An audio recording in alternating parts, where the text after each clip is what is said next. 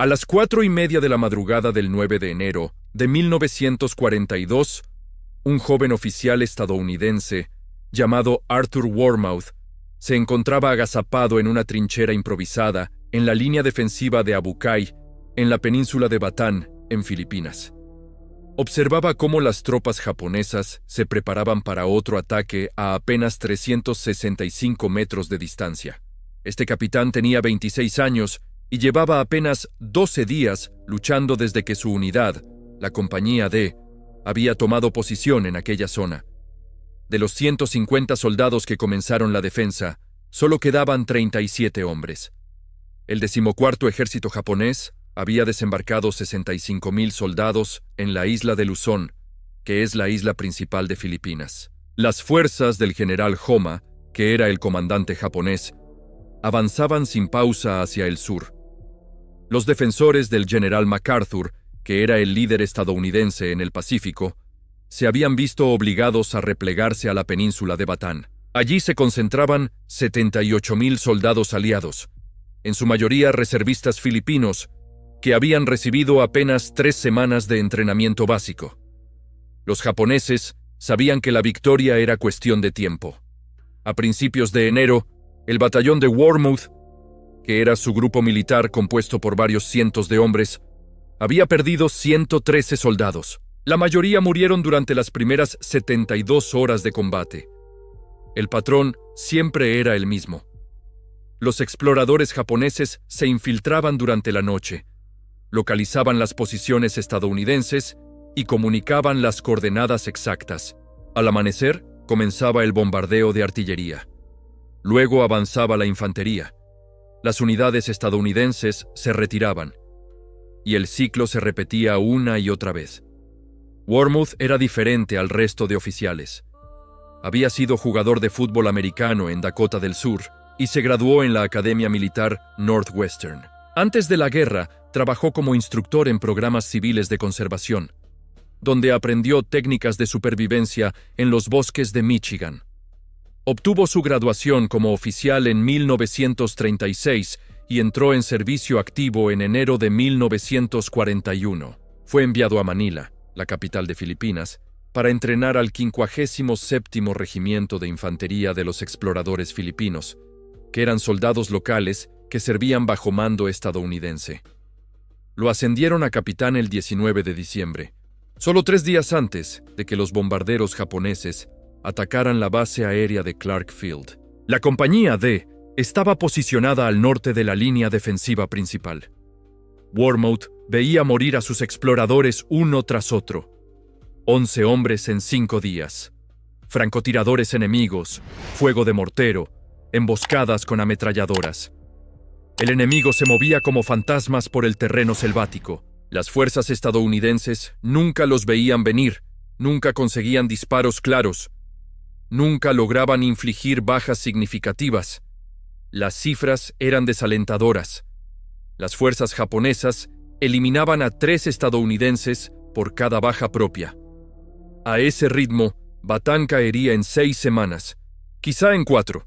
Los exploradores filipinos combatían con más determinación que las unidades regulares del ejército.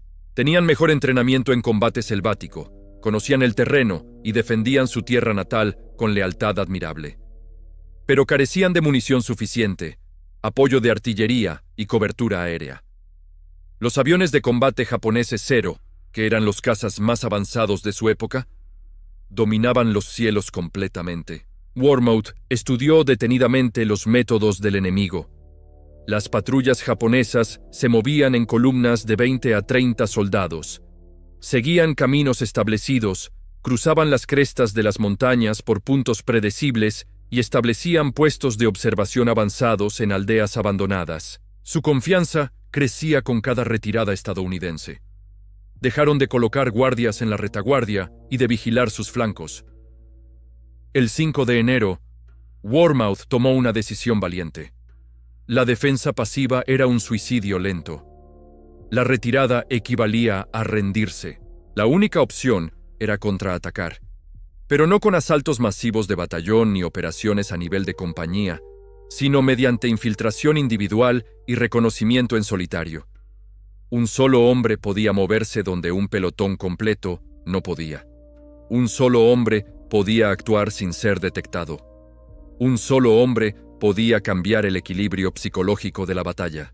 Reunió a 185 voluntarios filipinos. No era una unidad formal ni tenía designación oficial. Simplemente eran hombres dispuestos a cazar en lugar de esconderse. Wormuth les enseñó tácticas avanzadas de francotirador y contrafrancotirador. Les instruyó sobre cómo moverse en silencio absoluto, cómo atacar sin previo aviso y cómo desaparecer entre las sombras de la selva. Esta historia demuestra que incluso en los momentos más difíciles, la valentía y la determinación pueden marcar la diferencia. Tanto los defensores filipinos como sus oponentes japoneses mostraron un coraje extraordinario al defender sus respectivas causas. Lo que comenzó como un enfrentamiento feroz eventualmente se transformaría en un capítulo de respeto mutuo entre guerreros. La misión del 6 de enero sería solo el comienzo de algo que nadie había visto antes. Vermouth, este soldado de aspecto corriente pero con un valor extraordinario, salió solo aquella noche. A unos 5 kilómetros detrás de las líneas enemigas, había un pequeño puesto de vigilancia filipino, rodeado por miles de soldados japoneses. Llevaban 36 horas sin contacto por radio. El cuartel general asumía lo peor, que la posición había caído. Vermouth se ofreció voluntario para confirmarlo. Se movió a medianoche. Llevaba un subfusil Thompson, que era un arma automática compacta muy fiable, 2 pistolas calibre 45, 6 granadas de mano, barro en la cara para no brillar con la luna y hojas en el casco para camuflarse. Se arrastró pasando junto a centinelas japoneses, deslizándose entre campamentos enemigos hasta alcanzar el puesto al amanecer. Encontró a 12 exploradores filipinos vivos, hambrientos, con poca munición pero manteniendo la posición. Vermouth permaneció 2 horas allí, evaluó su situación, anotó las posiciones japonesas y luego se arrastró de vuelta a través de 5 kilómetros de jungla controlada por el enemigo.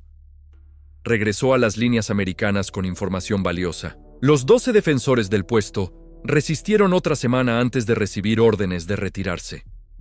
Aquella misión demostró el concepto. Un solo hombre podía operar tras las líneas enemigas, podía recopilar información y podía sobrevivir. Pero reunir información no era suficiente para Vermouth. Quería causar bajas reales. Quería que los comandantes japoneses miraran constantemente hacia atrás. Quería que las tropas enemigas tuvieran miedo de dormir. El 9 de enero, el cuartel general ordenó la destrucción del pueblo de Caligimán y su puente. Las fuerzas japonesas controlaban el área y la usaban como punto de partida para ataques hacia el sur. El puente permitía el movimiento rápido de tropas. Los observadores de artillería ocupaban edificios del pueblo. Destruir ambos objetivos retrasaría el avance japonés días, quizás semanas. La misión requería infiltrarse a través de posiciones enemigas cargando gasolina y explosivos, provocar incendios, detonar cargas y luego escapar a través de fuerzas hostiles alertadas. Nadie se ofreció voluntario. Vermouth dio un paso adelante antes de que el oficial terminara de explicar. Partiría antes del amanecer, solo. Vermouth preparó el equipo a las 3 de la madrugada. 2 bidones de 25 litros de gasolina cada uno, 9 kilos de trinitrotolueno en bolsas de lona, que es un explosivo muy potente, cordón detonador, cerillas envueltas en papel encerado, su Thompson, ambas pistolas y 4 granadas. La carga pesaba 29 kilos. Tendría que llevarla 5 kilómetros a través de territorio enemigo. El plan dependía de una sincronización precisa. Las tripulaciones de artillería filipinas posicionaron sus cañones para una misión de fuego sobre Caligimán. Vigilarían la aproximación norte con prismáticos. Cuando apareciera humo sobre el pueblo, esperarían exactamente 5 minutos y luego abrirían fuego. El bombardeo crearía caos, dándole a Vermouth tiempo para alcanzar el puente, colocar cargas y escapar durante la confusión. 5 minutos era la ventana crítica. Menos tiempo significaba que la artillería lo mataría. Más tiempo significaba que las tropas japonesas lo encontrarían antes de que alcanzara el puente. Las condiciones meteorológicas favorecían la operación. Viento soplando desde el norte. Empujaría el humo hacia posiciones japonesas, crearía columnas visibles más grandes y llevaría las llamas a través de los edificios de techo de paja más rápido. Pero ese mismo viento esparciría el fuego de manera impredecible, bloquearía rutas de escape y podría atrapar a Vermouth en calles ardiendo. Se movió a las 4:15 de la madrugada. Oscuridad todavía completa. Temperatura de 23 grados. Humedad del 86%. Sonidos de la jungla normales. Insectos, pájaros nocturnos. Artillería distante desde la línea principal. Viajó hacia el suroeste, paralelo a las rutas de patrulla japonesas, sin cruzarlas, sin arriesgar contacto antes de alcanzar el objetivo. El primer 1,5 kilómetros le llevó 47 minutos. Vermouth se arrastró a través de hierba alta, bordeó campamentos enemigos, escuchó soldados japoneses hablando, olió sus fuegos de cocina, vio centinelas silueteados contra las fogatas.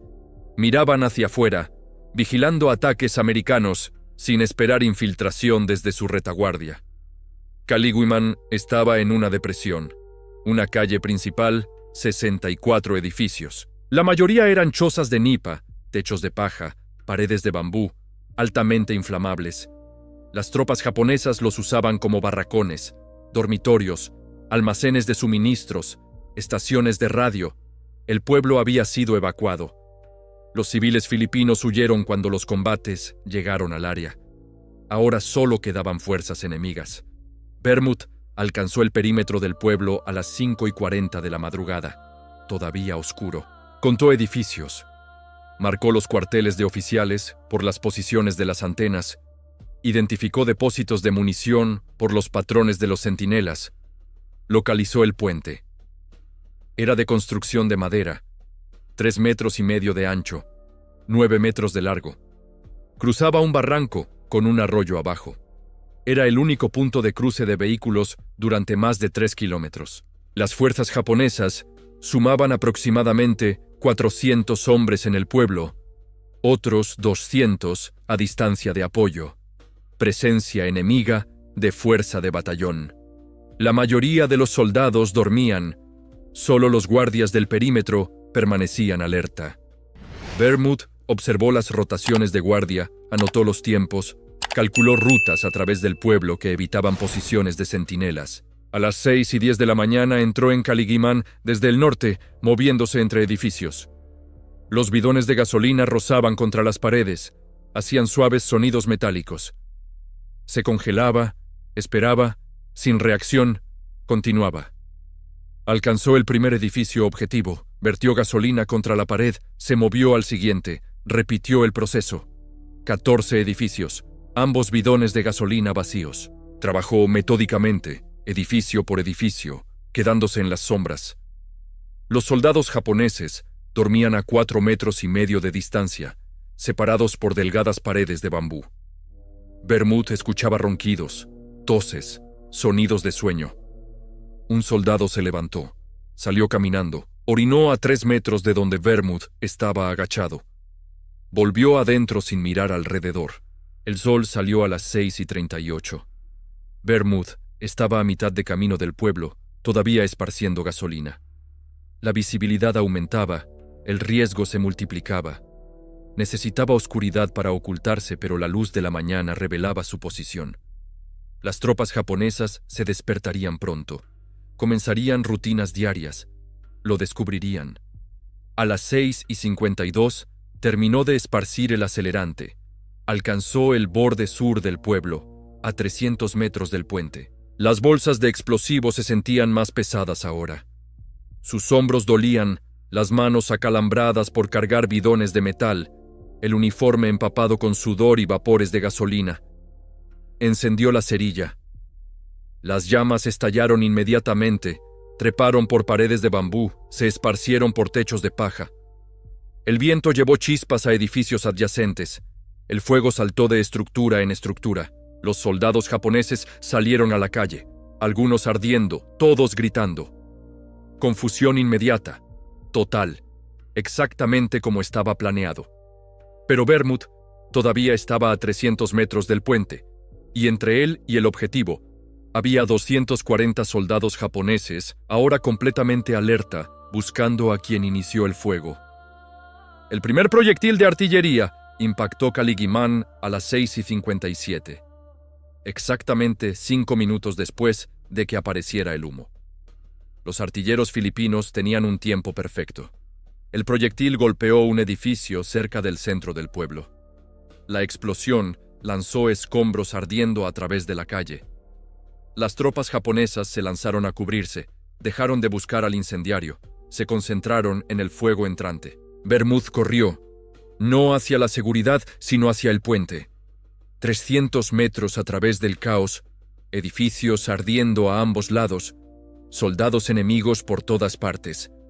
Algunos organizaban posiciones defensivas, otros arrastraban heridos, la mayoría simplemente entraban en pánico. Se mantuvo bajo, se movió a lo largo del borde este de la calle, usó el humo como ocultación. Los proyectiles de artillería caían cada 12 segundos. El bombardeo estaba funcionando. Las fuerzas japonesas asumían que venía un asalto mayor. Se preparaban para defender el pueblo. Nunca consideraron que un solo americano podría estar corriendo a través de sus posiciones. A 200 metros del puente, un oficial japonés lo vio, gritó órdenes, señaló. 7 soldados se giraron, levantaron rifles. Bermud zigzagueó. Las balas pasaron zumbando junto a su cabeza, impactaron en la tierra, astillaron bambú. Siguió corriendo. Las bolsas de explosivo rebotaban contra su espalda. El Thompson se balanceaba en su correa. 150 metros. Más tropas japonesas se unieron a la persecución. 15, luego 20. Convergían desde calles laterales, cortaban rutas de escape potenciales. Bermud corría hacia una trampa que se cerraba, pero el puente estaba adelante. Esa era la misión. Todo lo demás era secundario. Los proyectiles de artillería caían más cerca ahora. Uno cayó a 12 metros a su izquierda. La metralla destrozó una choza de nipa. Prendió fuego a 3 estructuras más. La concusión golpeó a Bermud de costado. Tropezó. Se recuperó. Siguió moviéndose. El humo se espesó. La visibilidad cayó a 9 metros, 70 metros del puente. Una ametralladora japonesa abrió fuego. Ráfaga sostenida, 20 disparos, 30. El artillero estaba disparando a ciegas a través del humo esperando un impacto. Las balas desgarraron edificios ardiendo, rebotaron en paredes de piedra. Una pasó a 15 centímetros de la cabeza de Bermud. Se tiró detrás de un abrevadero, comprobó su ruta. El puente era visible ahora, línea de aproximación clara pero completamente expuesta. Sin cobertura para los últimos 55 metros. Las tropas japonesas se estaban reposicionando, estableciendo líneas de fuego, esperando a que saliera de la ocultación. Bermud sacó una granada, la lanzó hacia la posición de la ametralladora. La explosión silenció el arma. Corrió de nuevo. 35 metros, 27. Balas por todas partes. Sintió impactos, sensaciones de tirón. El equipo golpeado, la cantimplora destrozada, la correa cortada. No importaba. Solo importaba el puente. 18 metros. El dolor explotó en su muslo izquierdo. Entrada de bala alta en la pierna, no hueso, herida muscular. Tropezó. Se agarró. La pierna todavía funcionaba. Siguió corriendo. La sangre empapó la pernera de su pantalón inmediatamente, caliente, pegajosa. La herida lo ralentizaría, pero no todavía. Alcanzó el puente a las 7:04, se dejó caer detrás de la barandilla de madera. Los rifles japoneses disparaban continuamente. Los disparos martillaban la estructura del puente, astillaban madera. Una bala rozó su hombro, superficial, la ignoró. Sacó las bolsas de explosivo de su espalda. Las colocó contra la viga de soporte principal. Desenrolló el cordón detonador.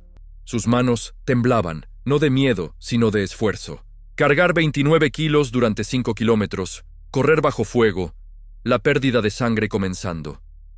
La artillería continuaba golpeando el pueblo. El humo oscurecía todo más allá de 15 metros. Cobertura perfecta, pero también ocultación perfecta para tropas japonesas moviéndose más cerca. Vermouth escuchó botas en el camino, órdenes gritadas en japonés. Venían. Encendió el cordón detonador. Mecha de 45 segundos. Rodó alejándose del puente. Comenzó a arrastrarse hacia el sur, lejos del pueblo, hacia la jungla. Su pierna herida se arrastraba. Dejaba un rastro de sangre en la tierra. Sin tiempo para vendarla, sin tiempo para nada excepto distancia. La explosión llegó a las 7:05. El puente se desintegró. Las vigas de soporte se hicieron añicos. Los tablones de madera volaron hacia afuera. La estructura colapsó en el barranco, completamente destruida. Misión cumplida. Detrás de él, Caligman ardía. Cuerpos yacían en las calles. Los incendios se extendieron al almacenamiento de munición. Explosiones secundarias se propagaron por el pueblo. La artillería filipina continuó disparando. Más de 300 soldados japoneses perdieron la vida en el ataque. Fuerza enemiga de fuerza de batallón eliminada, el avance retrasado. Pero Vermouth estaba a 5 kilómetros de las líneas americanas. Herido, sangrando. Las tropas japonesas sabían que alguien era responsable. Buscarían la jungla, cazarían al infiltrado y su sangre marcaba un rastro fácil de seguir a través de la maleza. Vermouth se arrastró 200 metros antes de que el sangrado lo forzara a detenerse. La bala había desgarrado su cuádriceps, herida de entrada alta en el muslo, herida de salida más baja, limpia, atravesada. Pero la sangre bombeaba constantemente, empapó toda su pierna, se acumuló en su bota. Necesitaba presión, necesitaba un torniquete. No tenía ninguno. Arrancó tiras de su camisa, las ató por encima de la herida. Tiró fuerte. El sangrado disminuyó, no se detuvo. Los apósitos de campo habrían ayudado, polvo de sulfa, vendajes apropiados. Todos sus suministros médicos estaban en la trinchera en la línea de Abucay, a 5 kilómetros. Podría ser igual 300. Detrás de él, las partidas de búsqueda japonesas se desplegaron desde Caligman. Los escuchaba. Órdenes gritadas, perros ladrando. Tenían animales rastreadores. El rastro de sangre los llevaría directamente a su posición. No había forma de ocultarlo. Cada pocos metros, otra mancha oscura en el suelo de la jungla, marcadores perfectos para la persecución. A las 7:30, la primera partida de búsqueda pasó a 35 metros al norte. 8 soldados moviéndose rápido siguiendo el rastro. Vermouth se presionó contra el tronco caído. No se movió. No respiró. Pasaron de largo. Continuaron al este, dirección equivocada. El rastro de sangre los confundió. El viento dispersó el olor. Los perros tiraron de los guías hacia gotas de sangre más antiguas, alejándose de su posición actual. Pero venían más partidas. Patrón de búsqueda sistemático barriendo hacia el sur desde el pueblo. Vermouth necesitaba moverse, necesitaba distancia.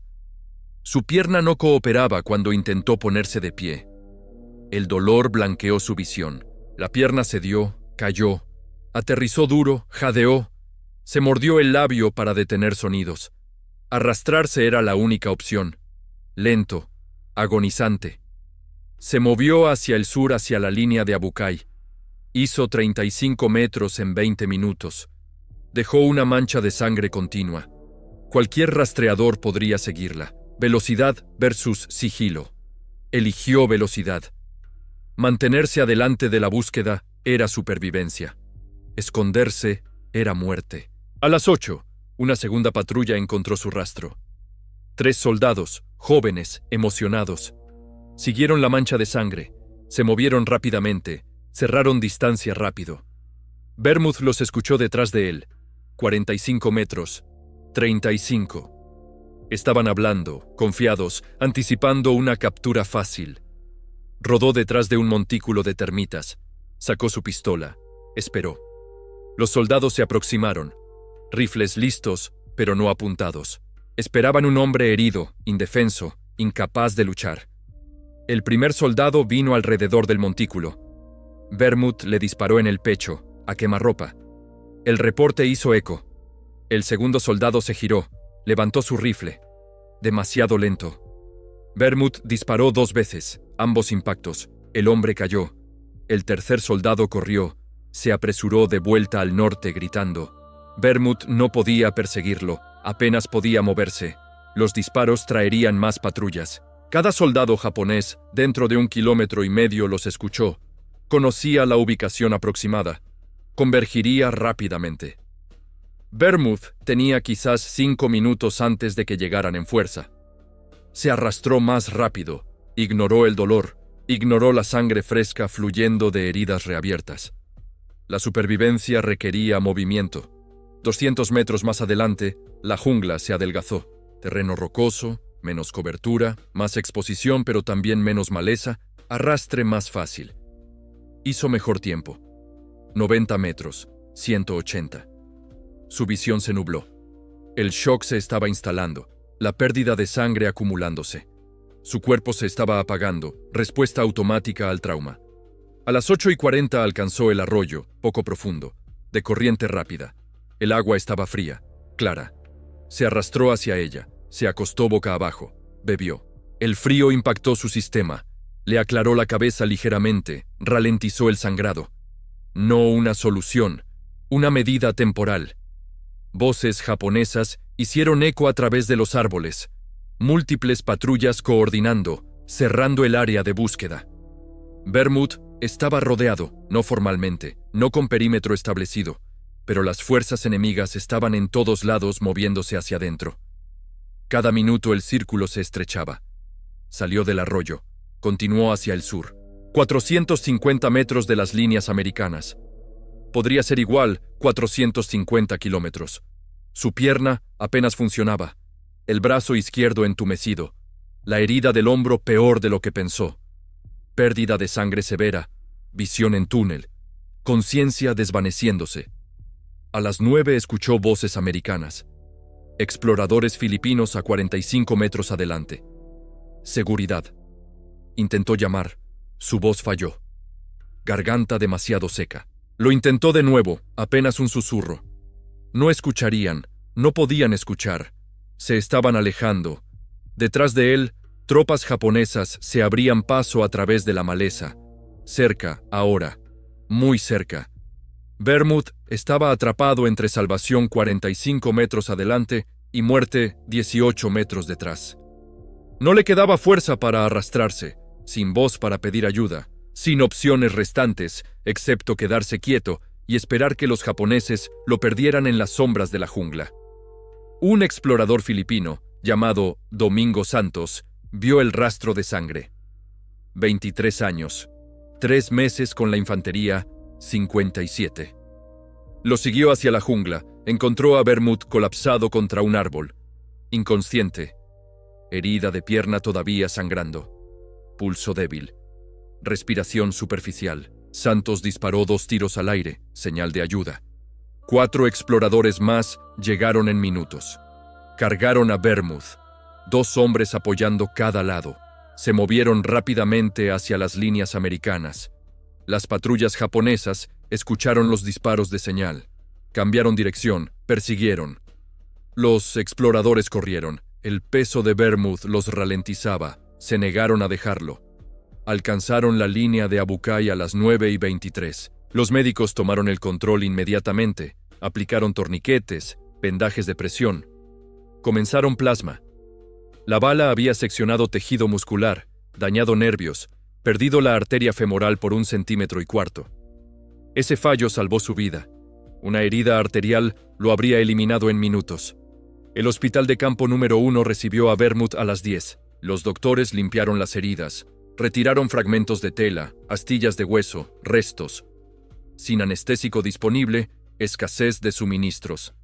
Se mantuvo consciente durante el procedimiento, mordió cuero, aguantó. La herida del hombro era superficial. La bala rozó el deltoides, desgarró piel, no penetró profundo. Puntos la cerraron. La pierna requirió cirugía. Los doctores repararon músculo desgarrado, reconectaron tejido, sellaron vasos sanguíneos. La operación tomó 90 minutos. Vermouth recibió la última dosis de morfina en el suministro del hospital. La recuperación comenzó inmediatamente, sin tiempo para descanso extendido. Las camas del hospital se necesitaban para nuevas bajas. Los ataques japoneses continuaban diariamente. Nuevos heridos llegaban cada hora. Vermouth estaba estable, consciente. Eso lo hacía baja prioridad. Lo entendió, lo aceptó. Solo pidió actualizaciones sobre los resultados de la misión Caligman. Los informes de inteligencia confirmaron el daño. El puente completamente destruido, imposible de reparar sin equipo pesado. El avance japonés detenido durante 6 días mientras los ingenieros construían una ruta de desvío. 316 soldados enemigos caídos en el pueblo. Otros 87 heridos.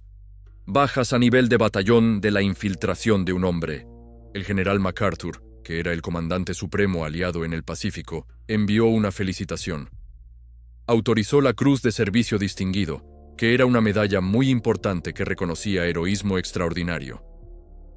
La citación detallaba heroísmo extraordinario, acciones más allá del deber normal, riesgo personal, impacto estratégico. Vermouth recibió la medalla en su cama de hospital, prendida a su uniforme ensangrentado.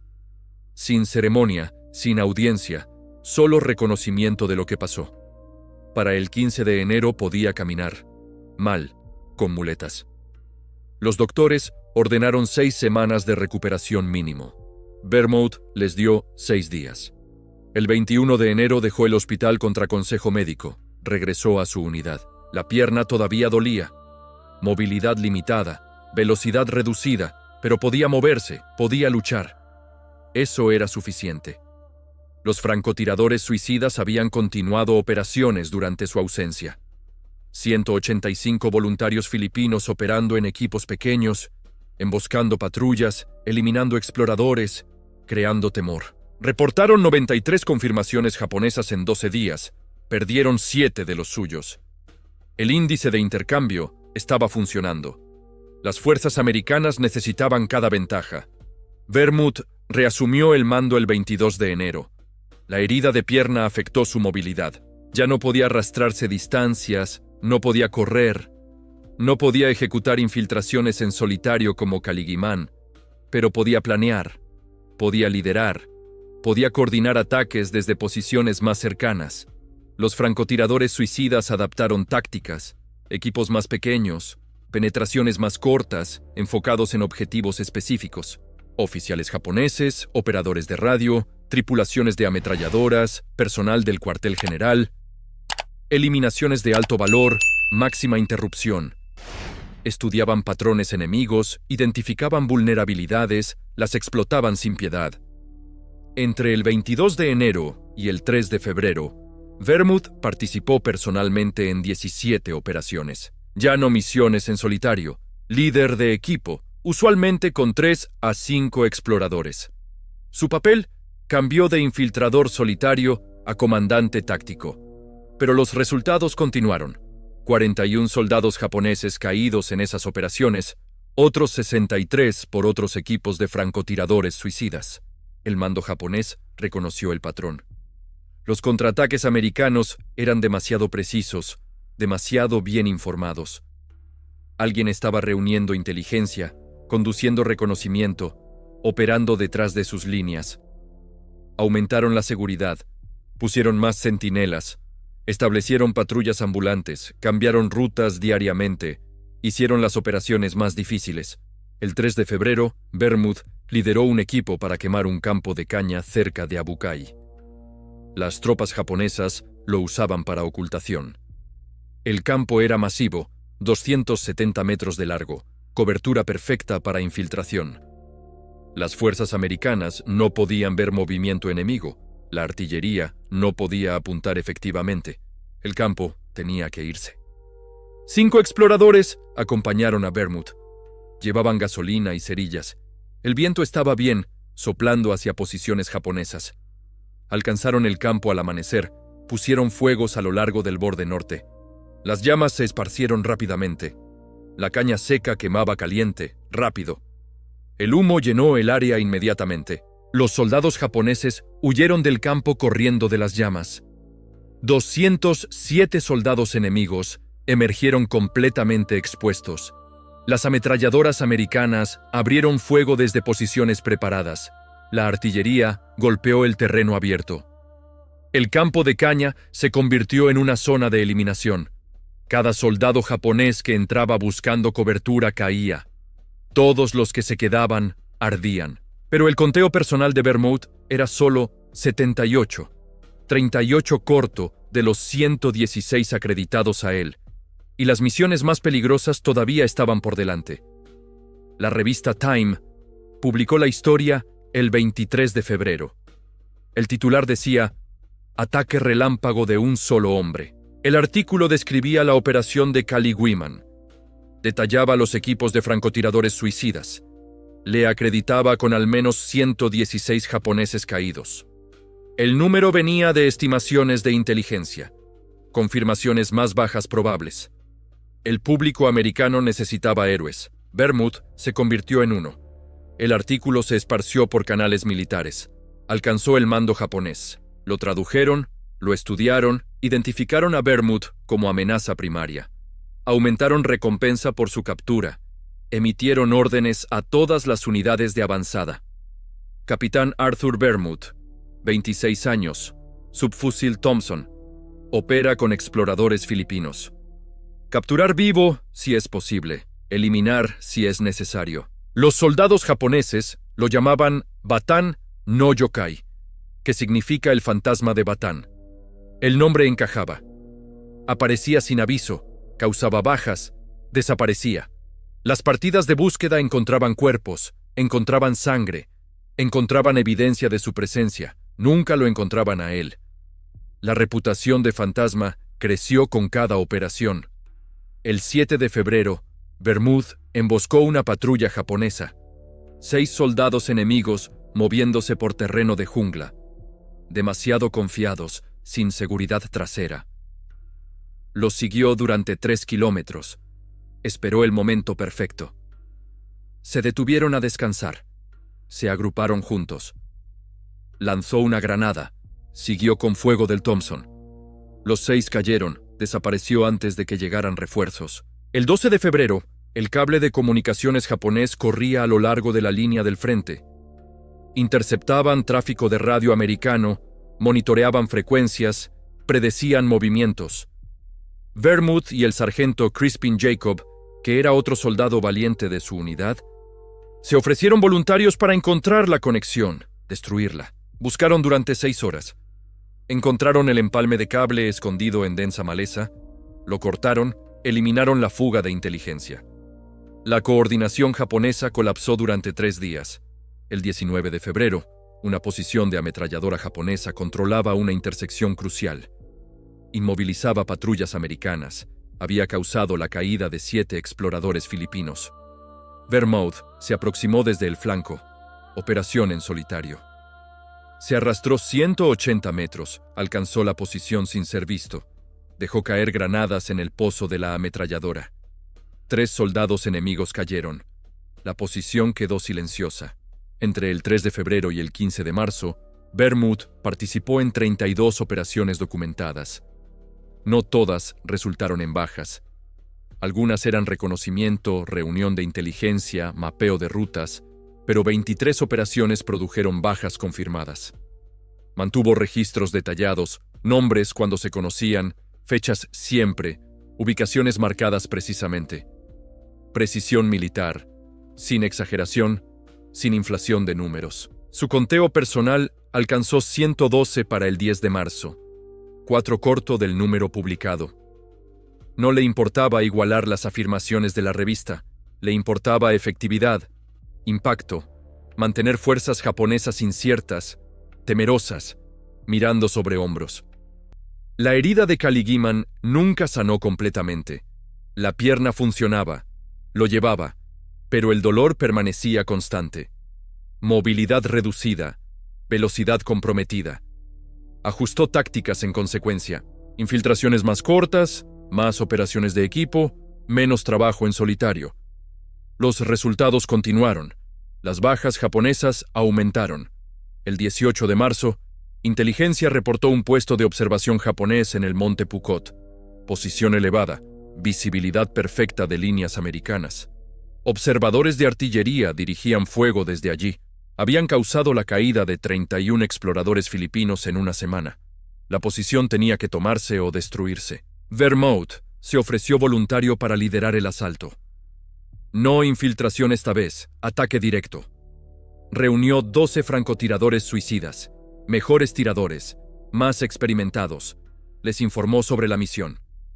El monte Pukot estaba fortificado. Tropas japonesas atrincheradas, ametralladoras posicionadas, campos de fuego claros. Atacar cuesta arriba contra defensas preparadas. Misión suicida. Todos lo entendieron. Todos se ofrecieron voluntarios de todos modos. Se movieron al amanecer el 21 de marzo. Aproximación desde la pendiente este. Terreno más empinado, escalada más dura, pero menos defendida. El mando japonés esperaba ataques desde el sur, desde líneas americanas, no desde la aproximación difícil. Vermouth usó sus suposiciones contra ellos. La escalada tomó 3 horas, lenta, cuidadosa, silenciosa. Alcanzaron el perímetro de la cumbre a las 11. Los defensores japoneses sumaban aproximadamente 40, cavados en posiciones de combate, sacos de arena, refuerzos de madera, construcción profesional. Tomar esta posición costaría vidas, muchas vidas. Vermouth señaló el ataque. 12 exploradores filipinos contra 40 soldados japoneses. La lucha fue inmediata, brutal, de corto alcance. Granadas, rifles, combate cuerpo a cuerpo, sin retiro posible en ningún lado. La cumbre era demasiado pequeña, demasiado expuesta. Victoria o muerte, nada entre medio. La batalla duró 36 horas. No combate continuo, oleadas de violencia, pausas para reposicionarse, más ataques. Refuerzos japoneses escalaron desde la pendiente oeste. Trajeron suministros, munición, tropas frescas. Las fuerzas americanas no podían enviar ayuda, demasiado lejos, demasiado expuesto. El equipo de Vermouth luchó solo. Para el 23 de marzo al amanecer, 65 soldados japoneses yacían caídos en el monte Pukot. Pero 8 exploradores filipinos habían caído, 4 más heridos críticamente. Vermouth había recibido una bala a través de su pecho izquierdo. El proyectil entró cerca de su hombro, salió debajo de sus costillas, perforó su pulmón. Se estaba ahogando en su propia sangre y los japoneses todavía mantenían la montaña.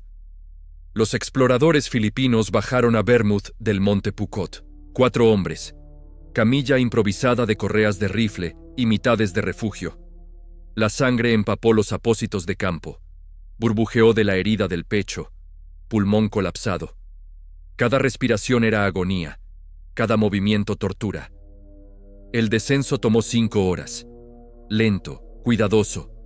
Francotiradores japoneses dispararon al grupo de evacuación. Fallaron por poco. El hospital de campo número 1 lo recibió a las 4 de la tarde. La misma instalación que en enero, la misma escasez de suministros, peor ahora. Morfina completamente agotada, plasma casi terminado, instrumentos quirúrgicos esterilizados hirviendo, reutilizados hasta que se rompían. Los doctores hicieron lo que pudieron, que era muy poco. La bala había entrado debajo de su clavícula izquierda, viajado hacia abajo a 30 grados, perforado el lóbulo superior de su pulmón izquierdo, salió a través de sus costillas inferiores, fracturó la 9ª costilla, perdió su corazón por 5 centímetros, perdió su columna por 7,5. La herida era sobrevivible bajo condiciones normales, con tratamiento apropiado, suministros adecuados, descanso. Bataan no tenía ninguna de esas cosas. Los doctores limpiaron la herida, insertaron tubos de drenaje, vendaron el pecho, le dieron tabletas de sulfa. Eso era todo lo que tenían. Sin cirugía posible, sin anestésico, sin antibióticos apropiados. Sanaría o caería. Su cuerpo decidiría. Lo movieron a una sala de recuperación. 32 otros soldados heridos, la mayoría peor que él. Algunos no verían la mañana. Vermouth se quedó 8 días, contra órdenes médicas. Los doctores querían 6 semanas mínimo. Le dijeron que el pulmón necesitaba tiempo para reinflarse. Las costillas necesitaban fijarse. Moverse demasiado pronto Desgarraría suturas internas. Causaría hemorragia. Lo terminaría. Los ignoró. El 31 de marzo dejó el hospital. Salió caminando. Los doctores protestaron. No podían detenerlo. Los francotiradores suicidas habían perdido 11 hombres durante su ausencia. Las fuerzas japonesas se adaptaron, aumentaron patrullas, mejor seguridad, persecución más agresiva. Las tácticas fantasma eran menos efectivas ahora. El enemigo aprendió, se ajustó. Pero los exploradores filipinos continuaron operaciones. 71 bajas japonesas más en esos 8 días. La misión continuó con o sin Bermud. Reasumió deberes limitados el 1 de abril. No podía liderar ataques, no podía escalar, no podía arrastrarse. Respirar dolía, moverse dolía, existir dolía. Pero podía planear, podía coordinar, podía enviar equipos en misiones a las que no podía unirse. Su experiencia importaba, su conocimiento importaba, la presencia física era secundaria. Lo que hizo este hombre fue asombroso. Pero es importante recordar que al otro lado también había soldados cumpliendo con lo que creían su deber. Muchos japoneses luchaban por defender lo que consideraban justo, igual que los filipinos y americanos defendían su tierra y su libertad. Años después de la guerra, veteranos de ambos bandos se reunieron en Filipinas, compartieron recuerdos y se dieron la mano. Aquellos que habían sido enemigos reconocieron el valor del otro. La verdadera valentía no está en el odio, sino en cumplir con el deber, en proteger a los compañeros y en poder, después, tender la mano para construir paz. Eso es lo que realmente nos hace humanos, la capacidad de recordar sin rencor y de honrar el coraje, venga de donde venga. La caída definitiva llegó el 9 de abril. El general King, que era el comandante estadounidense al mando, tuvo que entregar Batán, una península en Filipinas donde se libraba una batalla crucial. 78,000 soldados aliados, es decir, tropas estadounidenses y filipinas que luchaban juntas, se vieron obligados a rendirse. Ya no quedaban balas. La comida se había acabado por completo y con ella, toda esperanza de continuar resistiendo. La defensa había durado 4 largos meses, en los que causaron miles de bajas al ejército japonés. Retrasaron sus planes de invasión y ganaron tiempo valioso para que Australia, India y todo el frente del Pacífico pudieran prepararse mejor. Pero finalmente, todo había terminado. Bermud, que era uno de los soldados estadounidenses, estaba con una patrulla de exploración a unos 16 kilómetros del cuartel general cuando llegaron las órdenes de rendición. No recibieron el mensaje de inmediato. Continuaron con su misión. Se acercaron a las posiciones japonesas y se dieron cuenta de que algo extraño estaba ocurriendo. Las tropas enemigas no estaban combatiendo, sino celebrando. Victoria. Los estadounidenses se habían rendido. La patrulla se retiró y se dirigió hacia las líneas estadounidenses, donde encontraron un completo desorden. Los soldados estaban destruyendo equipamiento y quemando documentos militares importantes. Algunas unidades ignoraron las órdenes de rendición y planeaban seguir luchando como guerrilleros, es decir, combatientes irregulares que operan en territorio enemigo. Otros simplemente se desmoronaron, agotados, hambrientos, derrotados. La organización militar se disolvió, la estructura de mando se evaporó. Bermud intentó llegar al hospital de campaña número 2. Su herida en el pecho necesitaba atención urgente. El tubo de drenaje que le habían colocado se había obstruido. La infección se estaba extendiendo. La fiebre subía. Necesitaba cuidados médicos con urgencia. El hospital estaba a unos 5 kilómetros a través de terreno difícil, senderos en la selva, cruces de arroyos y pendientes rocosas. Viajaba solo, demasiado débil para mantener el ritmo con las unidades que se retiraban, demasiado lento. La herida del pecho se había vuelto a abrir durante el esfuerzo. La sangre atravesaba los vendajes. Su visión se volvió borrosa. La fiebre distorsionaba su percepción. Calculó mal las distancias, pisó una roca suelta cerca del borde de un barranco. La caída ocurrió a las 2:30 de la tarde del 9 de abril. Cayó desde unos 6 metros de altura, golpeó las rocas, aterrizó con fuerza y perdió el conocimiento. Cuando despertó, 5 soldados japoneses estaban de pie sobre él con sus rifles apuntándole. Lo reconocieron: el bigote, la barba de estilo Van Dyke, el uniforme, el fantasma de Batán, como lo habían apodado, finalmente capturado. No dispararon. Las órdenes especificaban capturarlo vivo, si era posible por su valor de inteligencia, para interrogarlo, obtener información sobre planes de guerrilla estadounidenses, conocimientos de oficiales y detalles estratégicos. Vermouth era valioso, más valioso vivo que muerto. Le vendaron la cabeza donde había golpeado la roca, pero no trataron sus otras heridas. Lo llevaron marchando hasta una zona de detención. El hospital de campaña número 2 ahora estaba bajo control japonés, convertido en un centro de procesamiento de prisioneros. Vermouth se unió a cientos de soldados estadounidenses heridos, esperando sin saber qué vendría después. La marcha de la muerte de Batán comenzaría al día siguiente, pero sus heridas lo libraron de ese horror. Demasiado herido para caminar, demasiado valioso para ejecutarlo inmediatamente. El fantasma de Batán se había convertido en prisionero, y su guerra estaba lejos de terminar. Los guardias japoneses reconocieron a Vermouth inmediatamente. El fantasma, el ejército de un solo hombre. Le temían, incluso herido y capturado. Lo mantuvieron aislado de otros prisioneros. Celda separada, guardias adicionales, cadenas en las muñecas. Recordaban lo que les había hecho a sus compañeros.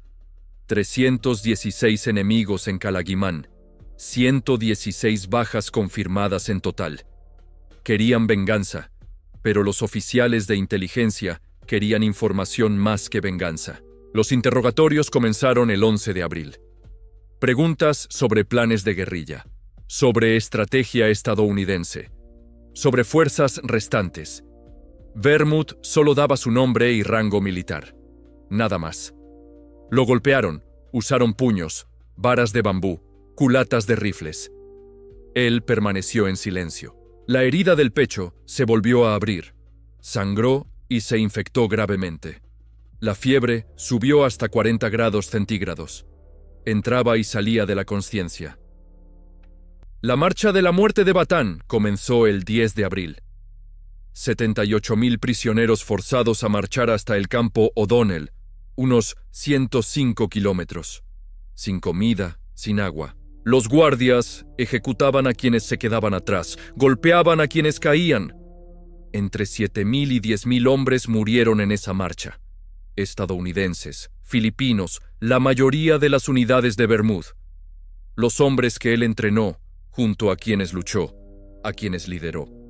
Sus heridas lo libraron de la marcha, demasiado herido para caminar. El comando japonés decidió que era más útil vivo. Lo mantuvieron hospitalizado con tratamiento mínimo, solo lo suficiente para evitar que muriera. Sobrevivió durante mayo, junio y julio. La herida del pecho sanó lentamente, pero de forma incorrecta. El tejido cicatricial se formó mal. La respiración siguió siendo difícil, permanecería difícil de por vida. El 25 de mayo lo transfirieron a la prisión de Nueva Bilibid, luego al campo de Cabanatuan. En septiembre le asignaron trabajos forzados en Lipa City.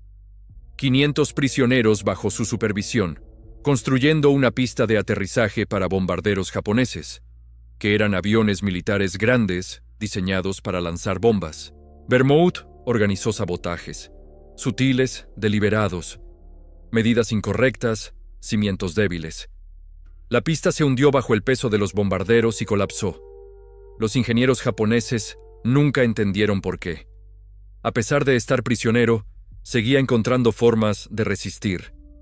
Enero de 1943 trajo otra paliza. Daño renal, de vuelta al hospital.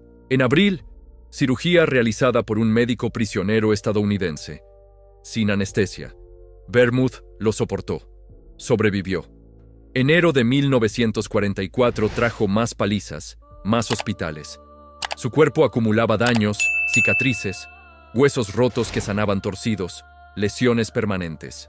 El 15 de diciembre de 1944 lo subieron a un barco infernal llamado Oryoku Maru, un transporte sin marcas que indicaran que llevaba prisioneros. 1.620 prisioneros hacinados bajo cubierta, sin ventilación, sin instalaciones sanitarias. Bombarderos estadounidenses, desde el portaaviones USS Hornet, atacaron.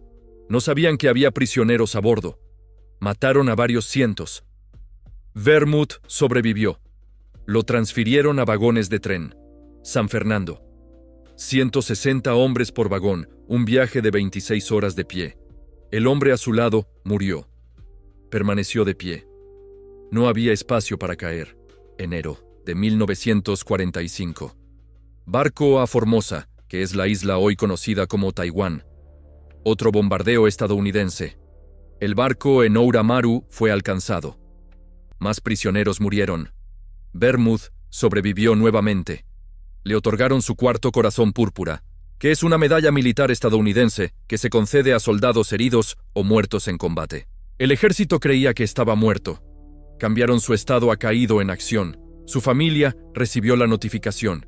Celebraron servicios conmemorativos. Lloraron su pérdida.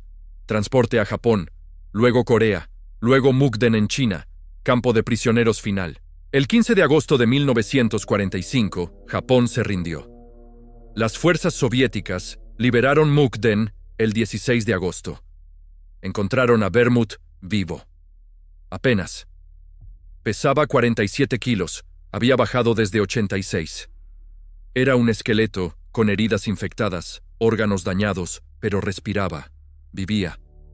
El barco SS Marine Shark lo trajo a casa. Llegó a San Francisco el 1 de noviembre de 1945. La evaluación hospitalaria mostró 4 heridas de bala, múltiples fracturas, daño renal, cicatrices pulmonares, desnutrición, parásitos y lo que hoy llamaríamos trastorno de estrés postraumático. Tenía 29 años, pero parecía de 50. Los periodistas le preguntaron sobre sus hazañas, sobre las 116 bajas confirmadas, sobre ser el fantasma de Batán. Vermouth desvió el crédito. Les dijo que el 90% del mérito pertenecía a los exploradores filipinos. Ellos eran los verdaderos héroes, los mejores soldados que jamás conoció. Él simplemente estuvo allí, lugar correcto, momento correcto. Recibió la Cruz de Servicio Distinguido, Estrella de Plata, 4 corazones púrpura, Medalla de Defensa de Filipinas, Medalla de Campaña Asia-Pacífico y Medalla de Victoria de la Segunda Guerra Mundial. Las condecoraciones se sentían vacías. 300 hombres de sus equipos de francotiradores murieron, la mayoría en la Marcha de la Muerte, otros en campos de prisioneros. Las medallas no podían reemplazarlos. Arthur Vermouth sobrevivió la guerra, pero la guerra nunca lo dejó. El fantasma de Batán se convirtió en una sombra de lo que fue, un recordatorio de que el heroísmo tiene un costo, de que la victoria requiere sacrificio, pero también es un recordatorio de algo más profundo. Los soldados japoneses que lo capturaron, a pesar del miedo y el deseo de venganza, reconocieron su valor y decidieron mantenerlo vivo. Incluso en medio del conflicto más brutal, existía cierto respeto entre guerreros. Ambos bandos luchaban por lo que creían correcto, defendiendo a sus países con una determinación admirable. Décadas después de la guerra, muchos veteranos de ambos lados se reunieron, no como enemigos, sino como hombres que habían compartido la experiencia más extrema que puede vivir un ser humano. El odio se transformó en comprensión. La guerra terminó, pero la lección perduró. Que la valentía merece respeto, sin importar el uniforme que se lleve, y que la paz siempre es preferible al conflicto, por muy justo que parezca. Si esta historia te ha conmovido, por favor dale like. Cada me gusta ayuda a que más personas conozcan estas historias. Suscríbete y activa las notificaciones. Estamos rescatando historias olvidadas de los archivos todos los días. Historias sobre soldados que se negaron a rendirse, incluso cuando rendirse era la única opción lógica. Personas reales, heroísmo real. Deja un comentario ahora mismo y cuéntanos desde dónde estás viendo. ¿Nos ves desde España, Estados Unidos, México, Colombia, Argentina? Nuestra comunidad se extiende por todo el mundo. No eres solo un espectador. Eres parte de mantener vivos estos recuerdos.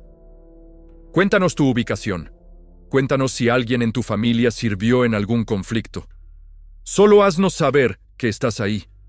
Gracias por ver y gracias por asegurarte de que Arthur Bermud y esos 185 exploradores filipinos no desaparezcan en el silencio.